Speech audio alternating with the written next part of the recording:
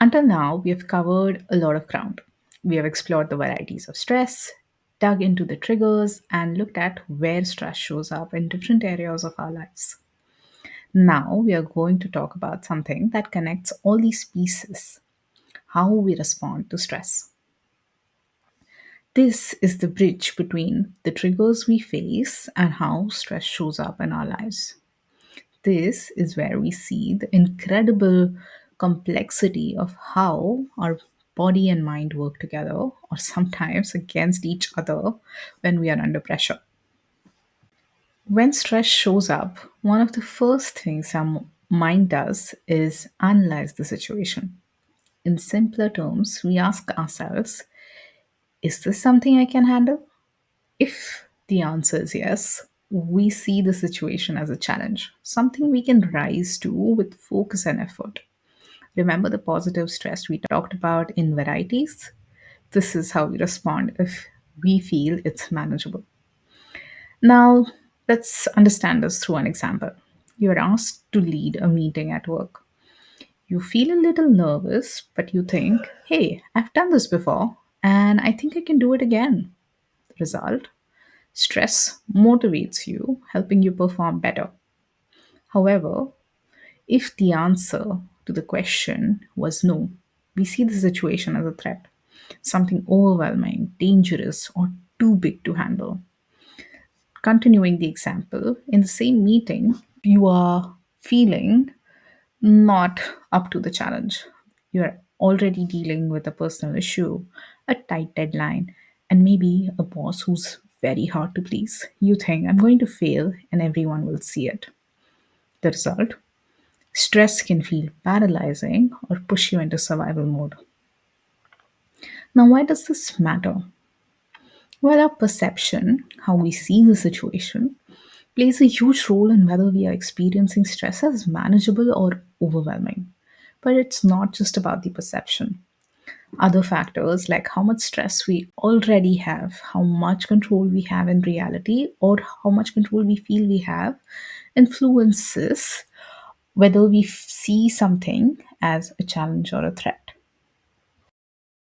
When stress feels like a threat, our body shifts into survival mode, triggering one of the four automatic responses: fight, flight, freeze, or fawn. These responses are usually not conscious choices. They are deeply rooted instincts designed to protect us. Let's explore each one. Let's look at what fight looks like. You confront the stressor directly, sometimes with anger or aggression. How can this look like? You're feeling criticized at work and respond by snapping at your colleagues, saying something like, well, maybe you should focus on your own tasks. Is there a time when this helps? Fight can be useful when you need to assert yourself or solve a problem quickly. Are there times when it doesn't? It can actually escalate conflicts or really damage your relationships. Now let's look at flight. What does this look like? Well, you avoid the stressor, either physically or emotionally. Let's understand this through an example. You have a tough conversation coming up, so you find excuses to avoid the person entirely. Other times when this helps, well, flight can give you space to calm down or avoid unnecessary conflicts. And are there times when it doesn't? Avoidance can make stressors worse in the long run.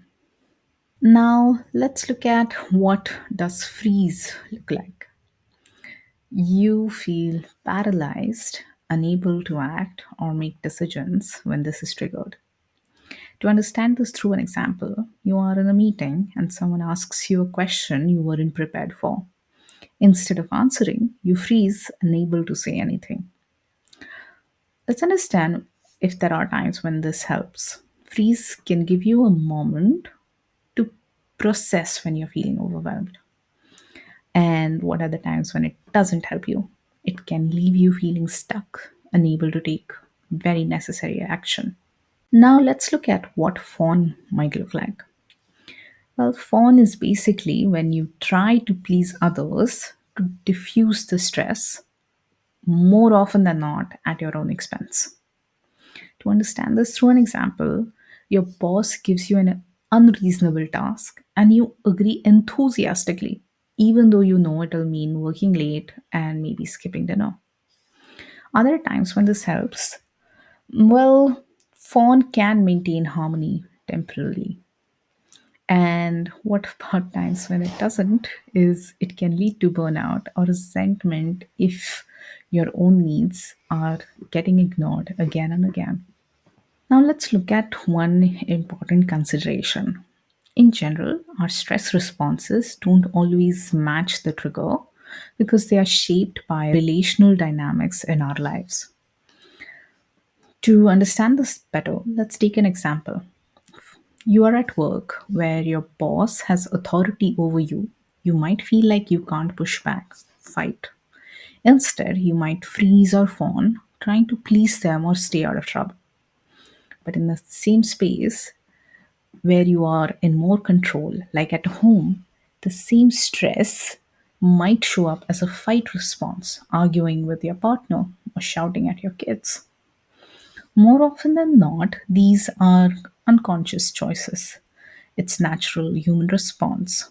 Whether you freeze or fawn in what situation is sometimes not something you're aware of.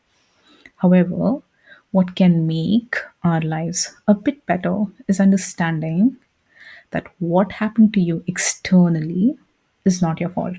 That's not.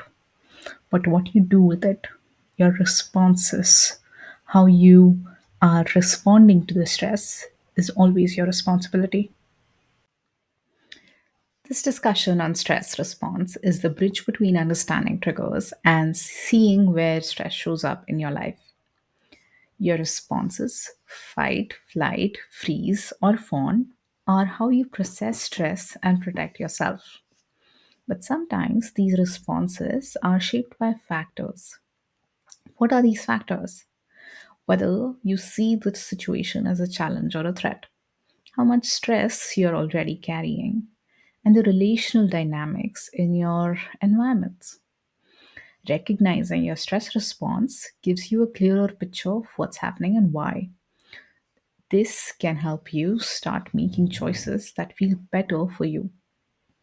In the next module, we'll dive into practical strategies for coping with stress and managing your responses in a healthier way.